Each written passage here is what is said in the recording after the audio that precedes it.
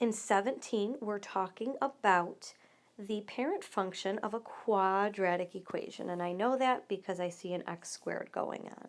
So they're saying if a is multiplied by -1/2. So let's think about what will happen. There's actually two changes and not just one. The negative means that it's no longer going to open upward, but it's going to reflect and point downward. So answer choices 2 and 4 are out.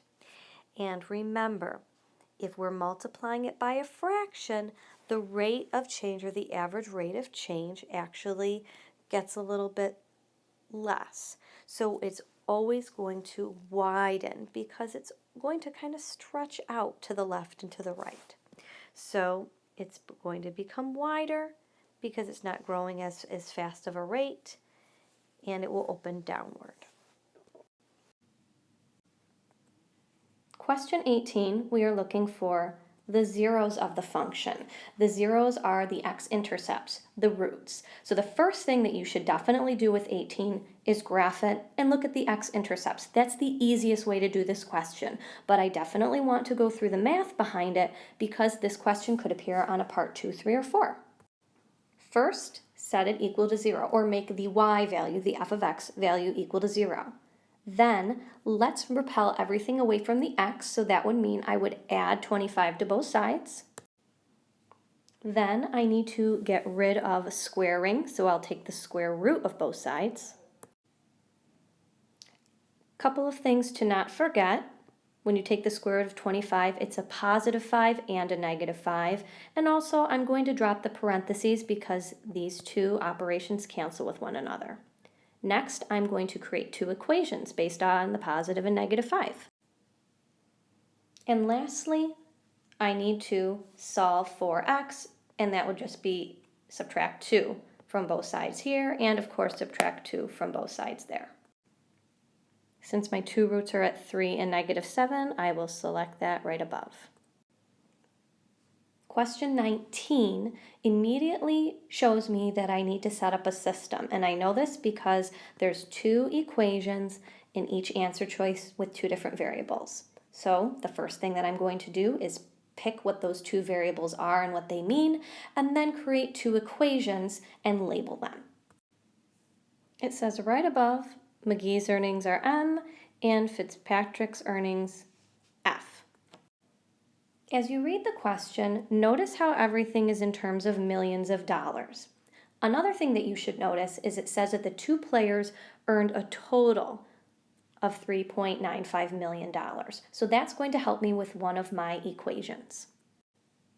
Since when we find the total, we're adding everything together and setting it equal to the total amount, we know that M plus F is equal to 3.95, immediately letting me cross off answer choice 3 and 2. The second equation is a little trickier, but we can see that we missed something. So we know that McGee's earnings were $0.005 million more than his teammate Fitzpatrick's. I'll label this equation comparing earnings. So McGee's earnings were $0.005 million more than Fitzpatrick's. So answer choice 4 is correct. Remember, question 20 can be done entirely on the calculator or using substitution and back solve, so taking all of these answers and putting them in to figure out which one actually works out. But let's go through the algebra behind this. The first thing that I don't like about this equation is that there are denominators. So find a common denominator, in this case it's 6, and multiply every single fraction by 6. Talking this through, 6 divided by 3 is 2. So I'm going to multiply 2 times my whole numerator. 6 divided by 6 is 1, so all I'm left with is my numerator. Again, 6 divided by 6 is 1, so I'm only left with 5. Let's distribute the 2 now. Let's sort next. Then group the constants together. And lastly, divide both sides by 2, and we end up with x is equal to 4. which is answer choice 1. Question 21 can and should be done entirely on your calculator. And it says the line of best fit. So we are going to type all of our data into a list and spreadsheet, the x values and the y values, and then perform a linear regression. If you did everything correctly and rounded to the nearest tenth, you would have answered choice 4. Question 22 is a piecewise function of a quadratic equation and a linear equation. And the answer choices down below are very similar, so let's work smarter, not harder. Clearly, the parabola is just x squared. I don't need to check for this equation because it's already listed as that in every one of my answer choices. Also, the domains are exactly the same, so we don't have to worry about that. The parabola is being graphed when x is smaller than 1, and the line is being graphed when x is bigger than 1. But what we do need to figure out is the equation of a line. And the first thing that I'm going to do is just draw in the rest of the line, because in order to find the equation of a line, I need the slope and y-intercept. And if I'm working smarter and not harder, I can see that all of the y-intercepts in 1, 3, and 4 are all negative, and mine is actually 1/2, which is here. So I don't have to necessarily look at the slope, but I'm going to just show you just so that we know why number 2 is completely correct. So the slope is 1/2, which means as I go up 1, I have to travel over 2. Up 1 over 2, rise over run. For question 23, it was important that you know that domain represents the x value, or in this case, the t values. Because of this, I can immediately eliminate answer choice 3 because it is actually the y values, h of t. Another answer choice that I will eliminate right away is answer choice 1. Remember, t is in seconds after it is dropped. So if I look at negative seconds, that doesn't make any sense at all. So 1, see ya.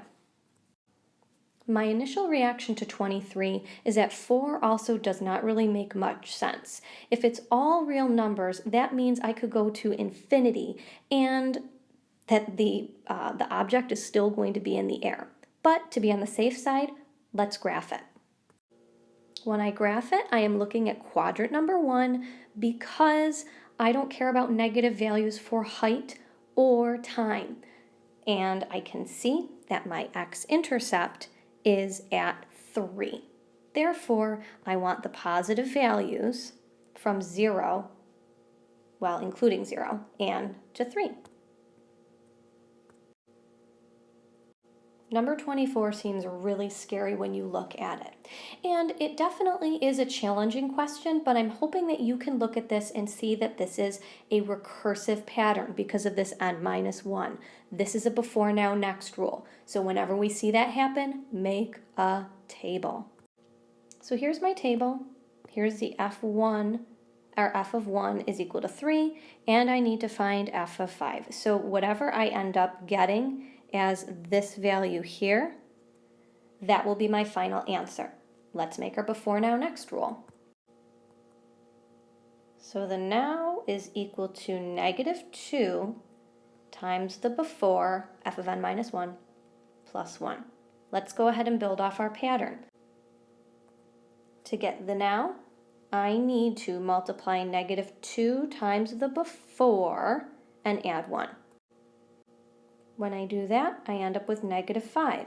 Let's repeat this, and instead of 3, we're going to use -5. So our next number is 11. Notice how I just followed the same pattern. -2 times the before plus 1. Let's repeat this. Same thing, only now we're going to use 11. Then we get -21. And last, you got it, do the same thing, except now we use -21 as the before. When n is 5, f of n is 43. Answer choice 4.